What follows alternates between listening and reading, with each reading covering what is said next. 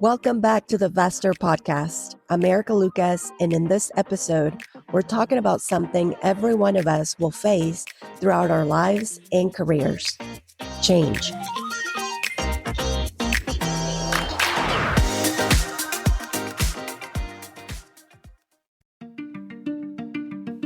There are seasons when life asks more of us, whether it's taking on a new leadership role, navigating organizational change, balancing growing responsibilities at work and at home, or facing an unexpected challenge.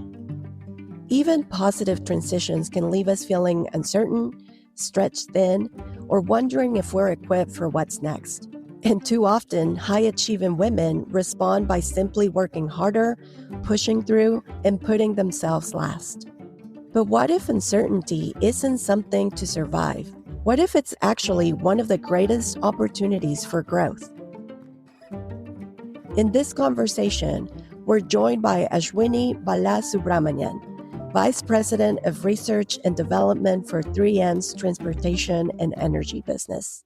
Over the course of an impressive career spanning more than 2 decades, Ashwini has held leadership roles at companies including 3M, Harley-Davidson, Toyota, and Bosch, earning several recognitions, including Automotive News Rising Star and the Engineering Alumni of the Year at the University of Michigan. Ashwini also serves as a president of the Automotive Women's Alliance Foundation and sits on the board of a privately held company. She's also the author of the forthcoming book, Map Your Ascent, Embracing Change as Your Leadership Superpower. Drawing on her own career leading transformation in fast-changing, traditionally male-dominated industries, the book offers practical strategies for embracing uncertainty, building resilience, and turning change into a catalyst for growth rather than a source of fear. This episode is thoughtfully moderated by VEST member Srijita Ghosh, whose own leadership in entrepreneurship and innovation helps guide a rich conversation on navigating uncertainty with intention. Together, they explore how to recognize the difference between perseverance and burnout, how to build confidence to pursue new opportunities, and develop sponsors throughout your career. They also cover practical frameworks for making values-driven decisions during times of transition. So whether you're contemplating your next career move, leading through change, or simply trying to navigate a demanding season without defaulting to depletion, this conversation offers thoughtful insights and actionable tools to help you lead with greater clarity, confidence, and purpose. For our guests' full bios and show notes, go to www.vaster.co/podcast. If you enjoy the episode, share it with a friend, and don't forget to leave us a review. And if you're ready to take your career or business to the next level, apply to join our community of women eager to help you get there and stay there. Go to www.vaster.co to learn more. Before we get started, I just have to share that, in preparing for this discussion, I did some digging around, researching to learn more about you, Ashwini. And, not only was I just truly inspired and impressed, but honestly, I got a little emotional. You talk so authentically about your journey, your experiences, and there's just a lot that I personally related to as a first generation immigrant, as a woman. And I know that a lot of our besties here will as well. So to get us started, exciting times. Your book is launching in September. Ashwini's book is called Map Your Ascent, Embracing Change as Your Leadership Superpower.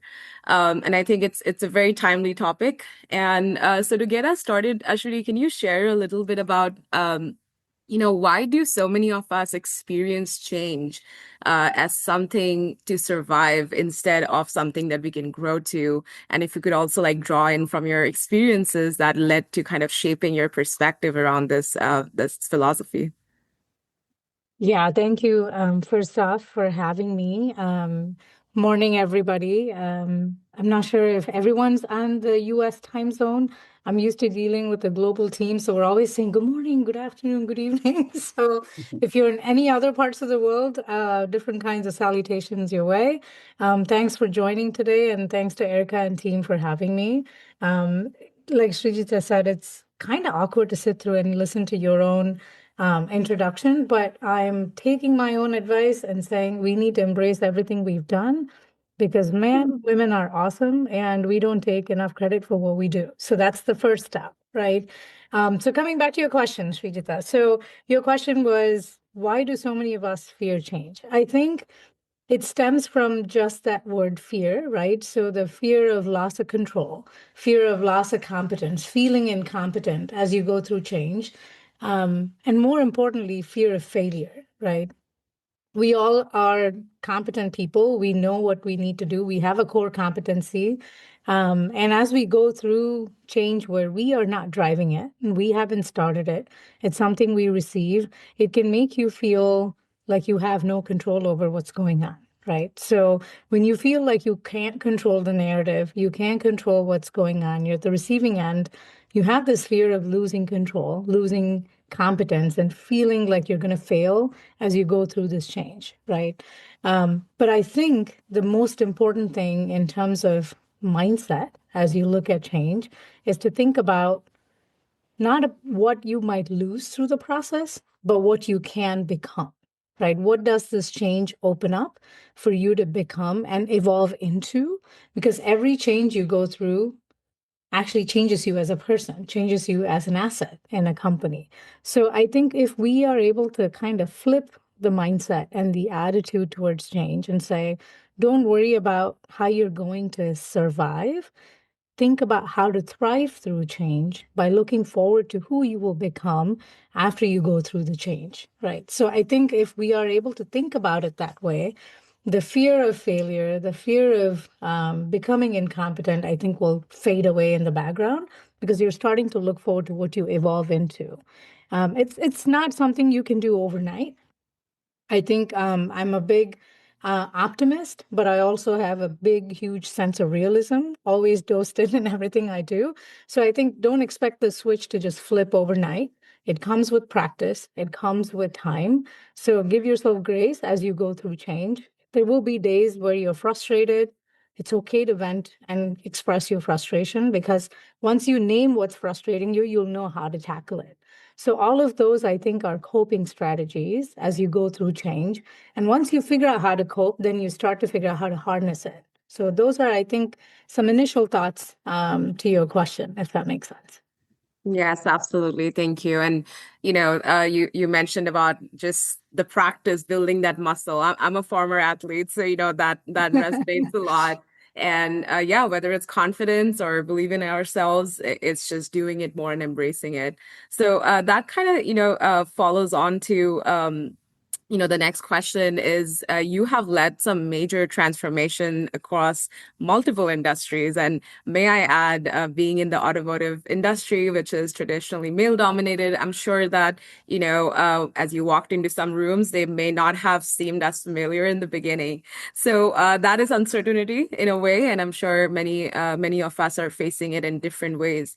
So was there a defining moment along your journey where that changed, that flipped that script for you on how to perceive uncertainty?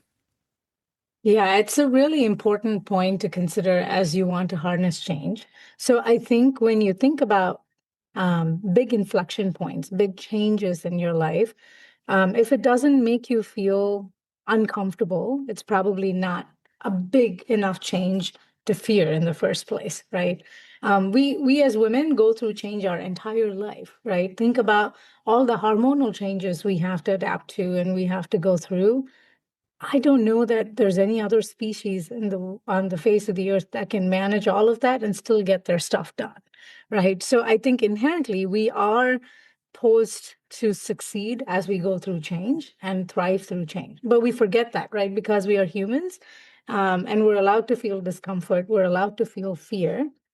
But for me, as I continued to seek out change as a young adult, I think the biggest realization for me was if you think about yourself as a professional, your expertise that you have, your core competency that you have, might have a shelf life. It might have an expiration date because skills sometimes become obsolete.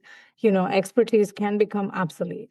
But what will never become obsolete is your mindset and the attitude you carry, right? So I think it's really important to understand that difference, because if your expertise has a shelf life and your mindset and your adaptability never has a shelf life, then leaning into that adaptability really, really hard becomes very important to thrive through change, right? So it doesn't matter which industry you're moving into, which kind of role you're moving into. If you can understand that uncertainty isn't really a signal that you're unprepared, it's actually evidence that you're growing. And you start to view ambiguity as a leadership requirement, like saying, if I'm going into a new role, if I'm going to be leading a new team, if I don't see any ambiguity, then I'm missing something, right? So once you start to kind of train your mind around that, and you train your muscles to build that adaptability, you become more confident navigating complexity, ambiguity, all of that stuff. So I really think it's about thinking you will always have transferable skill sets when you move from one role to another, whether you're playing a professional change in role or even a personal change in role, right? Like when I went from being just a wife to a mom, I had no idea what kind of mom I was going to be. I still don't know. Sometimes I have my questions, right? I've been doing this for almost 19 years now. But you have to trust that you will make mistakes, but you will learn from them. And that's how you grow through change. So I think knowing that and having that mindset, you will be less fearful of taking new roles on and start to really actively seek out change. And that's how the book is broken up too. So it's broken up into 3 Ps. So the first P is where I talk about personality, not in like a Myers-Briggs kind of way, but more in terms of what's your wiring like? What were your childhood experiences like? What were your belief systems that were instilled in you? And really sit down and think about what are the belief systems that served you well so far? What do you need to really disinherit so that you can continue to evolve? The second part of the book really talks about perspectives. Like if you are going to start seeking out change, know that your perspectives will evolve, allow them to evolve, because as you go through these change, you become a different kind of asset and a very valuable asset where people will start seeking you out, right? And the third part of it is presence. So if you understand your personality, you leverage that and you leverage your perspectives, you can create presence in a way you would have never imagined you could if you stayed static in one place. I love that. Thank you so much for sharing, that framework. And I really, really love, Ashwini, how you tie kind of the different facets because we all wear several hats, right? We That's right. play several roles, and I just love that, we're not ignoring that personality or how we were raised. Really does play a big role in how we show up as leaders. And talking about belief systems. With kind of the larger societal norms or others, no matter you grew up in India or America, I think women have always been kind of, put in their head that you get it done till like you're exhausted, right? And I saw in the description we had defaulting to depletion. So my question is, as women are often taught to keep pushing even when they're exhausted, how can we tell the difference when it's a season for perseverance versus when it might be a season to make a change or change the approach of how we're looking at things? Yeah, it's a real important distinction because I think um, most of the time, I don't think this might be even gender specific, but people that are high achievers, people that set high bar for themselves, right, irrespective of gender, really have trouble recognizing when to pull the plug and make a change, right? Because it feels like you're giving up on yourself, you're giving up on what you promised you would accomplish. I think the key difference, though, is recognizing whether the season of change you're in is asking you to persevere or is it asking you to sacrifice? I think it's a key difference, right? So if it's asking you to persevere because there's a larger purpose involved, and you feel like with the perseverance and grit that you bring to the situation, when you come through the change and come out of the change, you can look back and say, darn, that was hard, but I'm so glad we went through it because now I can handle any challenge that comes in front of me. But on the flip side, if you don't feel like there's a larger purpose at play and you're just making sacrifices and depleting your energy, almost like a hamster in a wheel, right? Like you keep running, you're expending a lot of energy, but the wheel isn't going anywhere. It's just staying in the same place. So if you feel like you're just sacrificing and not really moving yourself forward, then you really need to think about, is it truly time to pull the plug and do something else? I have actually done both. I have been in situations where I said, man, this is really hard, but I'm going to get through this phase. But I've also been in situations where I said, I really need to pull the plug and move, right? So maybe I can substantiate that with some real life examples. So when I was working for a big car manufacturer, and I had my first child. I was the only female in the department. So navigating that alone was hard. And the workload and the work pressure was immense, right? But like I said, I didn't know how to recognize if I should pursue some other job because the work life integration, I wasn't able to really protect and preserve that, right? And then at some point, I also realized I wanted to expand my family, have another child. And then we really had to have an honest, open discussion with my husband. Say, can we actually do this? Right? Can we actually accomplish this with everything that's going on? And at that point, I said, in this phase of my life, if I don't use this window of opportunity to have more kids, maybe I won't have the energy later on, right, to do it. So I had to make the choice of moving to a different company so that it allowed for more space, it allowed for more time um, to be with my kids, actually grow our family.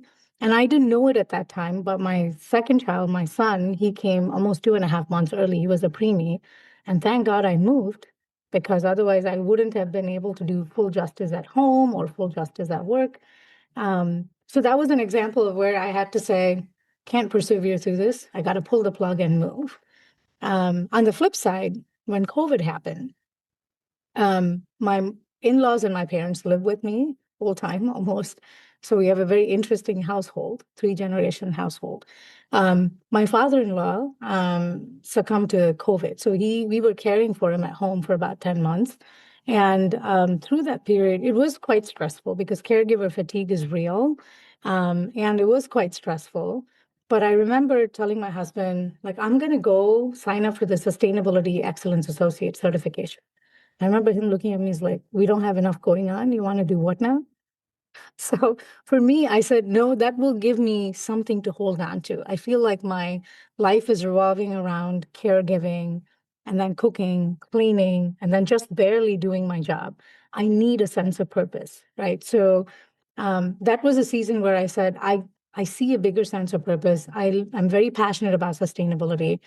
If I keep that as a goalpost, it'll help me navigate through this emotionally strenuous phase. So, like I said, the key is to make the distinction between whether it's a season to persevere or a season where you're making sacrifices. I think that's the key difference. Mm. I really love that. And thank you for sharing those, examples. Again, I really appreciate how, you tie in that, our personal and our professional lives, yes, they're different, but they're intertwined in so many ways. And, if our mental bandwidth our capacity is being taken up in one space, it is okay to give grace, in another. One of the moments in my life that defined kind of like a changing moment is, I traveled all across the world to the US to play tennis in college, and then a year and a half in, they had to cut the whole program at no, the circumstances were not in my hands. But that really led to the career in entrepreneurship and economic development, which again, looking back, I'm like, being able to understand that, hey, it's okay, this is the chapter, and then where are we moving next? And I think a lot of our Vest members, during our happy hours and conversations, we talk about, how are we balancing, or sometimes it's not 100 on each side. So I really appreciate you sharing that. Um, So a follow on to that, what are some of the signs that you have learned to notice when you are getting to that point of depletion, or perhaps before you're getting there, so that you can make that distinction perhaps at a good time? Yeah. So this might be helpful to understand. So every week on Friday in the afternoon, um, irrespective of how busy work is or what's going on, I have like a blocked 30-minute time for self-reflection. Like I will make that time to sit down and really think about how the week has gone. Um, what did I do really well? What did I not do so great? What do I need to improve going into the next week? Because I think in order to thrive and harness change effectively, you have to be a learner and a self learner at that, right? No one's going to make time every week and say, Ashwini, come on, let's sit down and see how your week's gone. You have to do that yourself, right? So I think that's a good way to like sit down and say, how did this week go, right? And when I look at it, I look for signs of, am I still feeling curious about my job? Like, I think that's a big thing for me. Am I still excited about my job? Do I feel like I'm growing, I'm contributing, I'm making impact? Or am I just cruising along and coasting, right?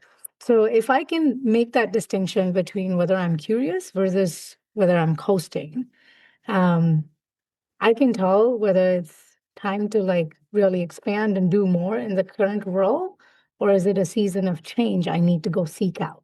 So if I feel like I'm coasting and just cruising along, um, I get bored very easily with monotony. So I usually know if I'm just cruising along, it's time to go seek out something else. And that's been kind of the distinction for me between the two. It's like, where do I need to continue and when do I need to change in terms of my own attitude, right? As to how I see my work, my impact. And am I just kind of balancing my energy and not really feeling curious and feeling happy and fulfilled at work and challenged too? Like I want to be challenged. I want to be able to overcome the challenges. Um, I kind of, it's hard to describe, but I kind of get a high from going through challenges and overcoming them, right? So if I'm not doing that, it'll start to feel very monotonous and very boring for me. So that's a key point I look for almost every week as I reflect on it, on the journey that week. Curiosity versus coasting. I think I'm That's gonna right. put that on a sticky note on my computer, because that's a really good kind of framework to be able to understand that, hey, is this still bringing me joy, or am I just going along for the ride? We are kind of at our halfway point, so besties, I would say if you have questions, we'll have designated time at the end, but feel free to put it in the chat and we can try to incorporate. Ashwini, one of the things that, I was listening to a podcast that you spoke at recently, and along those lines, you were talking about, when you moved into the automotive industry, it was not necessarily, if I understand correctly, was not necessarily something that you were seeking out. It kind of came to you, similar with the book. So I think West members would really enjoy hearing some of the stories, if you don't mind sharing, and what were some of kind of the key takeaways from either of those experiences. Yeah. I think maybe the most interesting story would be when I got approached to join Harley Davidson. We are all on Zoom, so you're not seeing me. I'm barely 5 feet tall.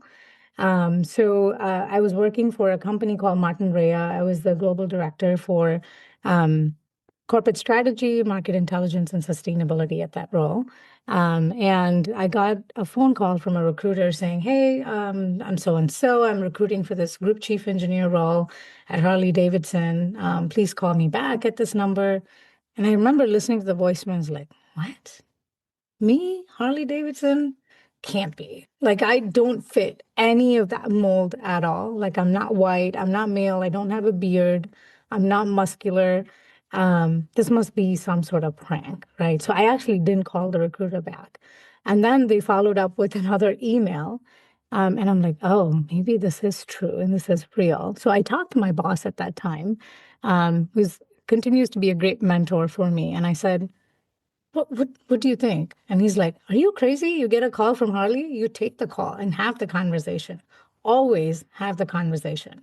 What you decide to do with it is a completely your choice, but never say no to a conversation.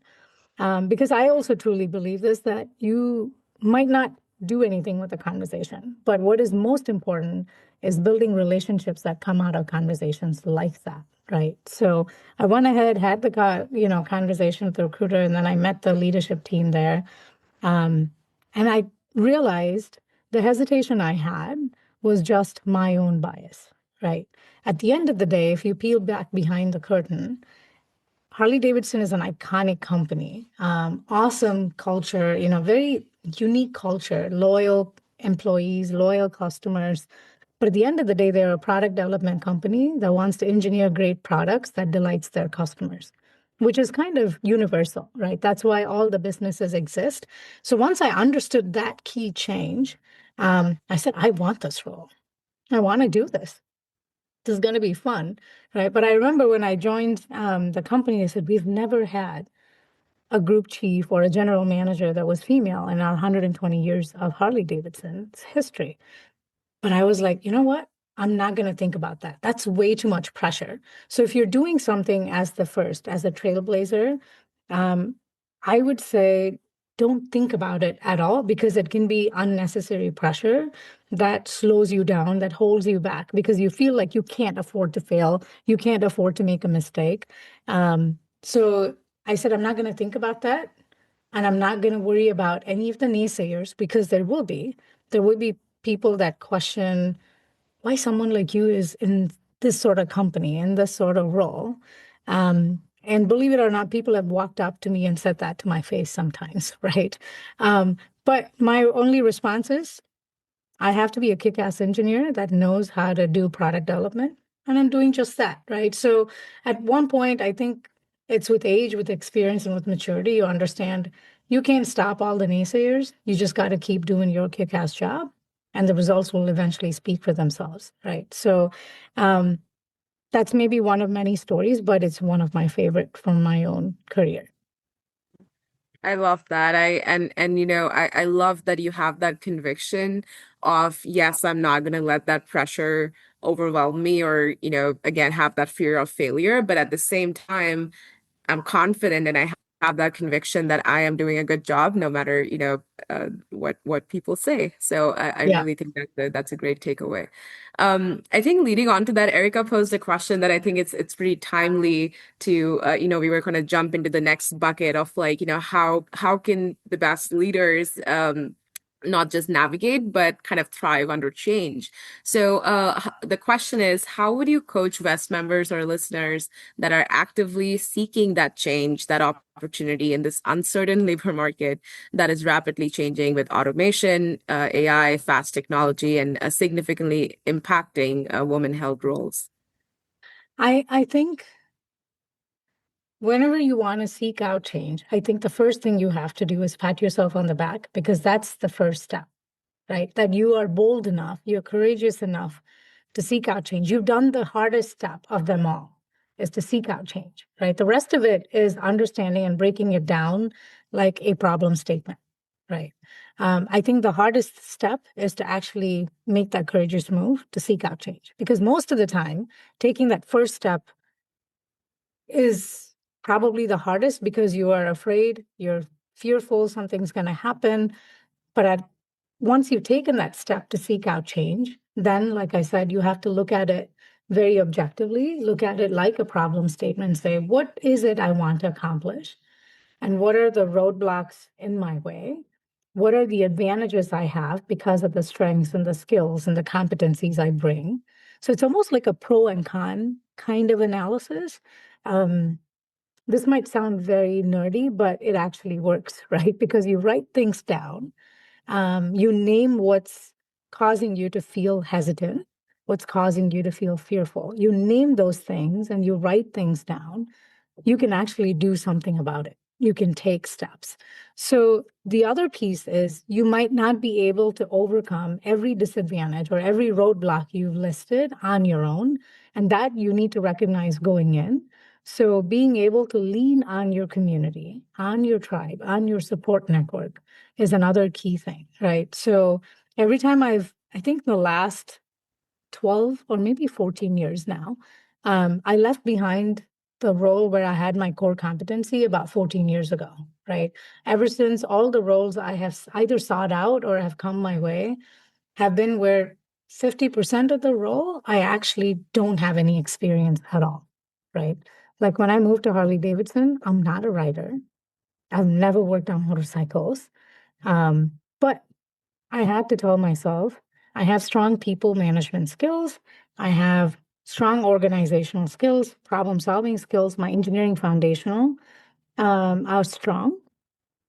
And I've worked on four wheelers, right? So four wheelers minus two wheels. Yeah, dynamics are a little different, but the physics is still the same, right? So if I can understand that, so I had to literally write it down, and I talk about this in my book. Sorry. I write it down so that I can make a plan of how I'm going to overcome it. Where do I need to seek out experts to get mentoring and advice? And it's okay to say, I don't know, because the one that helps you recognize where you need to lean on others to build expertise. And two, it humbles you too, right? Like it says, yeah, I'm not walking into this to make an impression with anybody. I'm walking in to make impact. So if I can name what I don't know, I can go fix those gaps by leaning on the experts around me. So I think it's really important to understand um, to make that distinguished difference between wanting to impress people when you're new in a role or taking on a new venture versus how are you going to create impact. That change in mindset was crucial for me because I stopped worrying about what someone thought of me because I asked this question, or what someone would think of me because I'm proposing this idea. So it started changing the way I approached any new role. So if you're seeking, like I said, if you're seeking out change, and if you already made that first step, I would say try to break down the problem statement very objectively so you can make a plan around it. Because once you feel like you have a plan, you will feel like you're back in control. Right. And you know what you need to learn, and you'll start to look forward to the things you will learn as you go through the change. Does that make sense?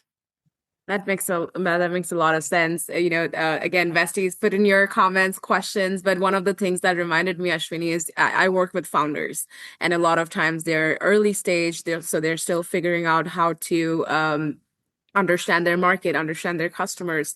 And one of the things I've noticed is, sometimes they'll shy away from noting down the risks or the competition that's out there, right? And my guidance is always that no, write down, like, if you think there's 10 risks, think about maybe if there's the 11th one. That does not make your business weak or you weak. That just makes you alert to be ready for whatever there's to come. So absolutely, and thank you for using those examples. Something that you mentioned about, leaning on trusted people, on experts, on mentors. One of the things that we talk a lot about in Vest, and I actually learned from this group, is sponsorship versus mentorship. Mentors provide advice, sponsors are actively advocating for you. And from your story as well, I mean, what an amazing boss to say that, yeah, take that call. That takes a great leader, and that takes a very secure leader to say that. So can you share a little bit about what has sponsorship played in what role has it played in your life, and how can women actively kind of seek more trusted sponsors in their career growth? Yeah, absolutely. I would say I think the distinguished definition between sponsorship and mentorship has been widely talked about, right? Like mentors are people that help you understand the complexity of a problem, probably can suggest possible solutions. Sponsors actually go, a step above that and will advocate for you when you're not in the room. That's the clear distinction between the two. Now, having said that, I know there's a lot of talk about, find a sponsor. That's how you can accelerate your career. But we have to admit it is really darn hard to do, right? Because you have absolutely no control over who becomes a sponsor and when they become a sponsor, right? It's really hard to control. So I think the first step towards landing a sponsor is making sure you have enough mentors, because usually that's how you find sponsors, is some of your mentors could change into sponsors. Um, and the distinction comes from, I think there are a lot of mentors that will give you, how to say this respectfully, Captain Obvious advice, right? Like it's like, oh, kind of already knew that, but thank you for your time, right? But then there are people that will actually give you actionable feedback. They'll say you this stuff that you need to hear that traditionally you won't hear. So I'll give you an example. When I sought out a role in one of my early people leadership roles, I was like, I'm kicking butt in my role. You know, I have good visibility. I'm going to get considered. And I actually thought I was going to land the job. So it was very humbling when they told me I didn't even get considered to be in the candidate pool. So you can imagine my disappointment, right? I'm like, what the hell? What did I do wrong? So I went to the hiring manager and I said, hey, can you give me 10 minutes of your time? I just want to understand why I wasn't even part of the candidate pool. And he looked at me and he said, you do an amazing job at your current role, but you haven't displayed that you understand the business. You haven't displayed you have the business acumen. So this role really needs to lean on that skill set. And you don't have that today. Right. And I'm sitting back and thinking, man, that's really harsh, but that's really good, actionable feedback. I can do something with it. So I turned around and I said, now that you said that, can you coach me on how to build business case? How do you build that acumen, right? So he was actually generous enough to give me 45 minutes every month to open up business cases and teach me what are all the different aspects. And he would actually give me homework to say, go tweak this by this much. And then, come back and tell me which levers are having the biggest impact on the ROI, on the bottom line. So it started feeling like a leadership lab where I was building new skills. um, so I think the the biggest takeaway for me from that is learn to identify who is actually interested in your progression versus who's just talking to you so they can feel better about spending time with somebody, right? It's important to understand that. And if you have those people that are truly interested in your progression, they will give you actionable feedback. And those are the people that usually will turn sponsors. And I will say in my 23-year career, I have probably had 2 or maybe 3 sponsors. That's it. I've had a lot of mentors who I'm very incredibly grateful to, but 2 or 3 sponsors. The other important thing to remember is the biggest sponsor and the biggest advocate, the most reliable one that you will ever have is yourself. So if you can't find a sponsor, not to worry, right? You have to advocate for yourself, find ways to put yourself out there. There might be times where people say, what?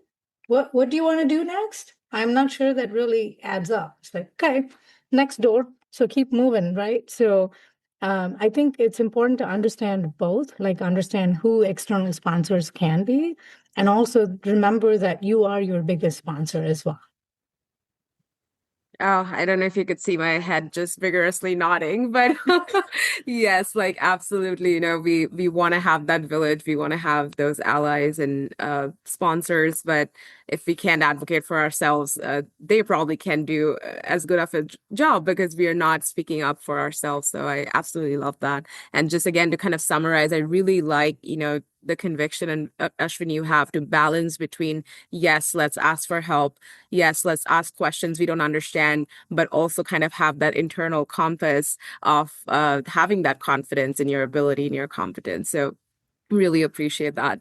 I had a question, prepared around like boundaries and understanding, and I think that really connects with Tiffany's question here in the chat. So I'll read it out. How do you all navigate opportunities with potential clients that may not fully align with your personal values? Do you value the experience more than the client? And is this something that you take into consideration before taking the next steps? So, again, looking at boundaries or like looking at just value alignment, how do you approach something like that? Yeah. So obviously you all are incredibly brave because some of you and are entrepreneurs. I've never had the courage to go do that. I'm forging my career in different places, but I think um, one of the things I've learned over time is to really understand what your non-negotiables are. Right. So I talk about this quite a bit in my book. I call it the opportunity filter. Right. So I say if you have an opportunity that's coming your way, how do you create a sustainable, consistent filter to run the opportunity through so that you can make a standalone assessment of that opportunity? Don't worry about where you are today, right? So there are three non-negotiables for me that I have learned over time. The first 10 years, I couldn't articulate this. But after that, because I was starting to seek out change, I needed a method to my madness. So the three non-negotiables for me are, does the opportunity bring the ability to expand my skill set? Does the opportunity provide career expansion either today or in the future? Does the opportunity help me preserve my work life integration? And for me to say yes to an opportunity, at least two of those three have to be checked yes. If that doesn't happen, I have said no to opportunities, even though they might have looked great on paper. So I'll give you an example. Um, About maybe 10 years ago, I was approached with a role where I had to go build a tech center in India for a company I was working for here in the US. And that role was almost two levels, two grades higher than where I was at that time. And it would give me great visibility, great exposure. Um, and I, but the biggest caveat was it came with almost 65 to 70% of travel, right? So again, run it through the opportunity filter. Um, I knew I would expand my skill set, right? Because I'd never done anything like that before.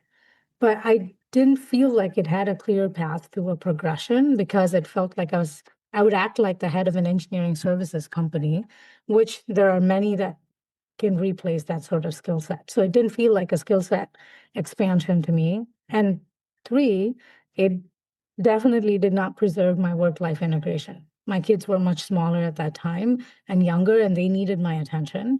So I said, okay, two of the three not working out. And I had to unfortunately decline the offer.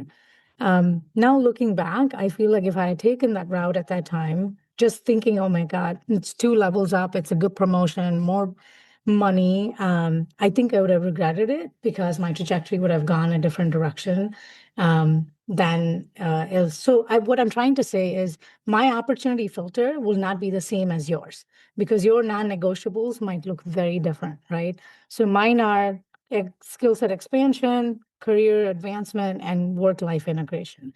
Yours might be completely different. And I like to keep it to three because otherwise it becomes very overwhelming. So create your own opportunity filter and run your opportunities through that independent of where you are, right? Because where you are probably where you're most comfortable. So the opportunity filter will help you make sense of, does this really help me achieve what I want to achieve? Or is this just a shiny object that's being dangled in front of me right now? The method to the madness. There's always one with high achievers, and I'm so glad that you're open to sharing that.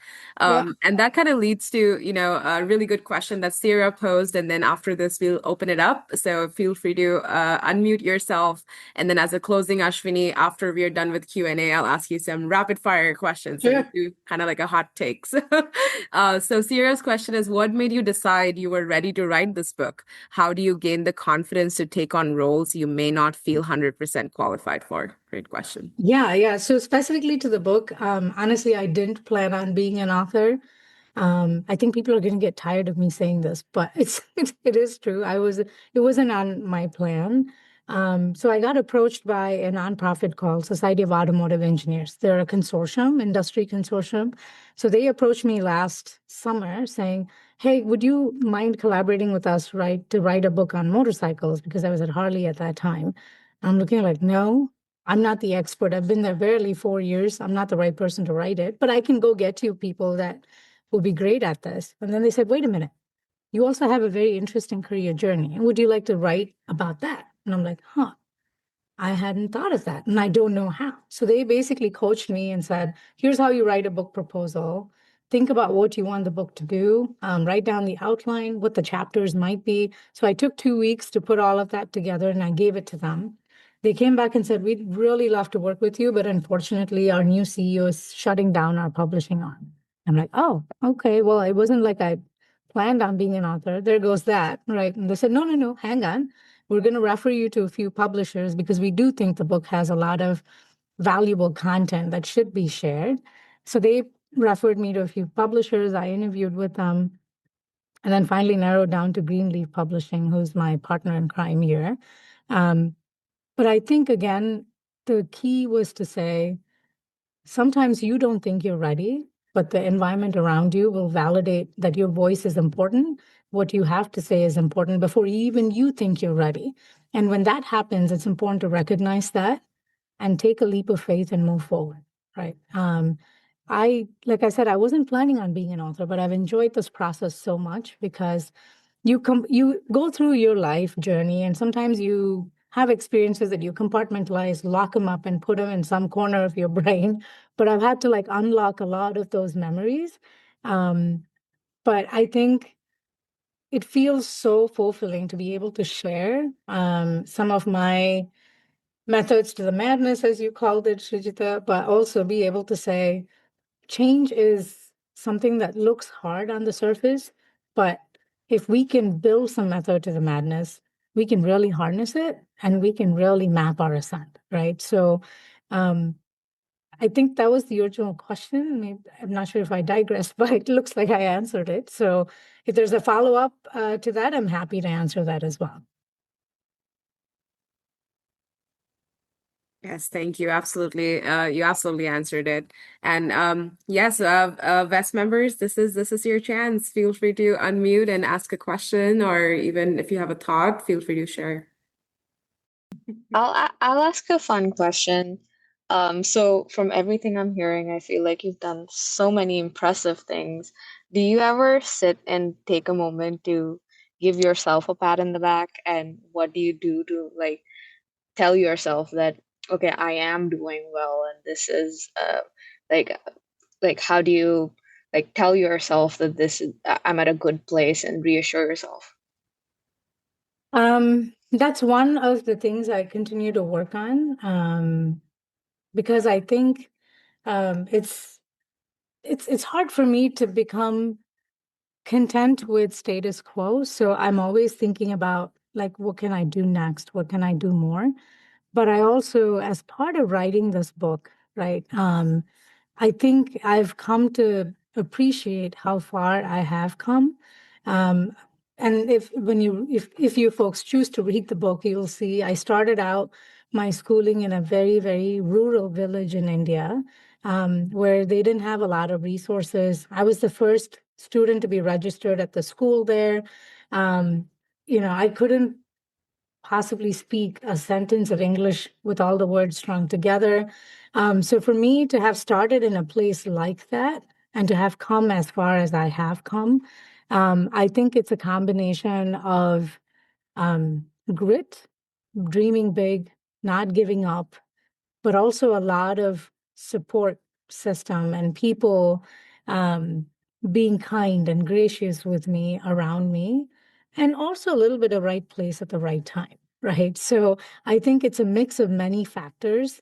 So I'm not one to sit back and say, man, I am awesome. I'm not the one to say that openly, but I do think I'm competent. I do think I can do much more than what I'm doing today. I constantly feel that way.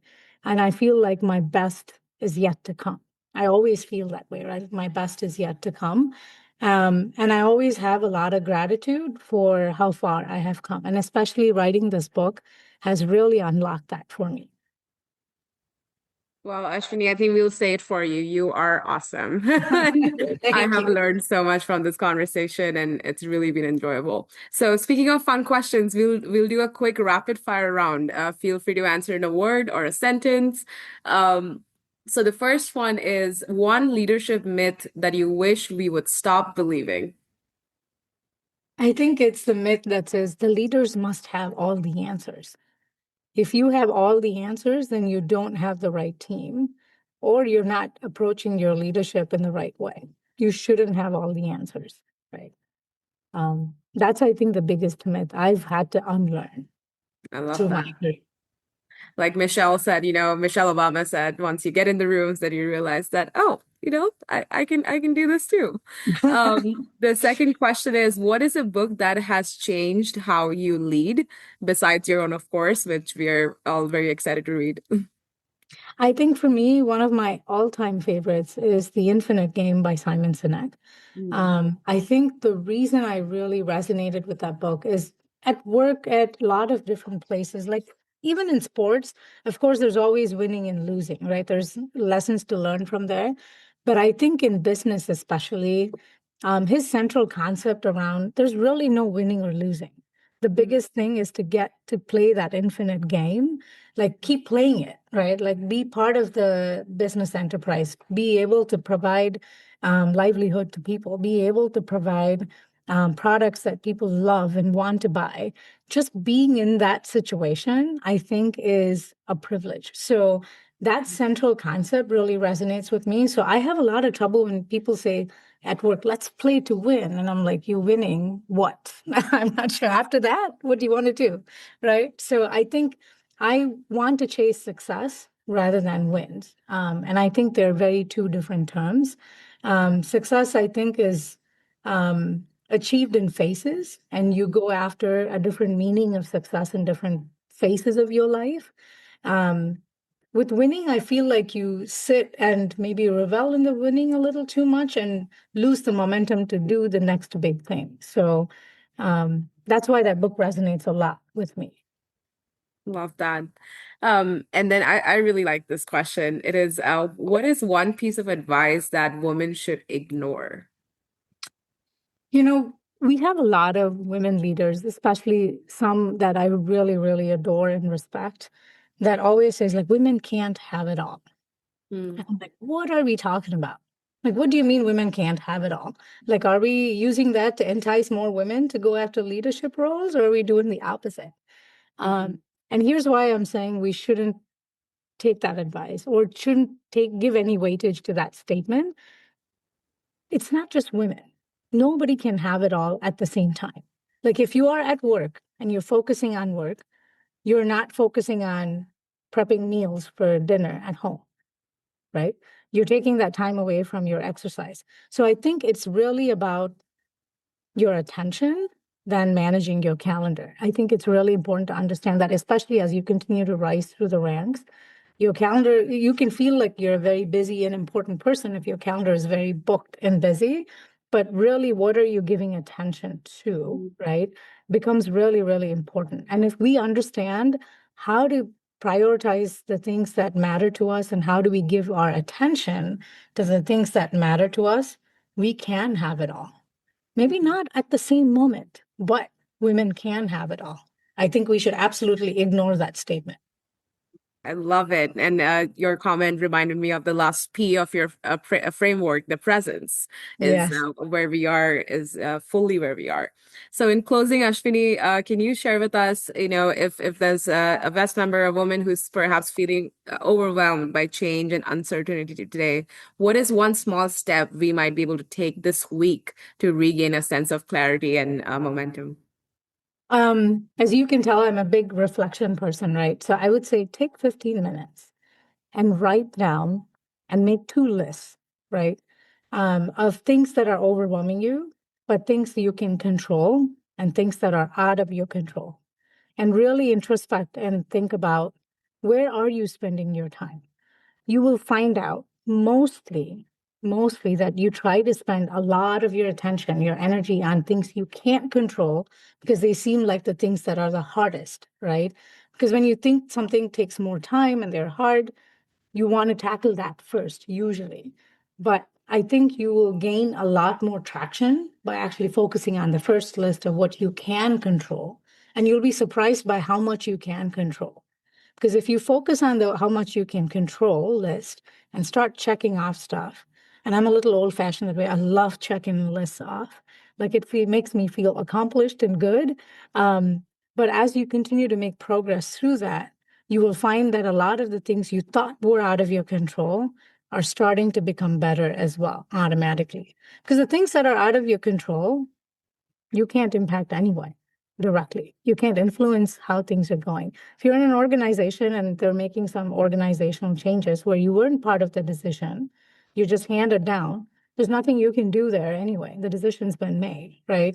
So you need to recognize whether you're part of the decision to where the train's going, or has the train already left the station, right? So if the train's already left the station, figure out your commute plan to either get on the train or find a different train, right? So you really, I think writing stuff down and really tackling them like problem statements can be super helpful, so that you can feel like, again, you're back in control, right? Because that's the biggest fear of change, is like the lack of control, the lack of certainty, and the lack of not knowing where things are going to land.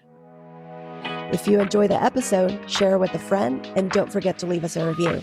And if you're ready to take your career or business to the next level, apply to join our community of women eager to help you get there and stay there. Go to www.vasther.co to learn more.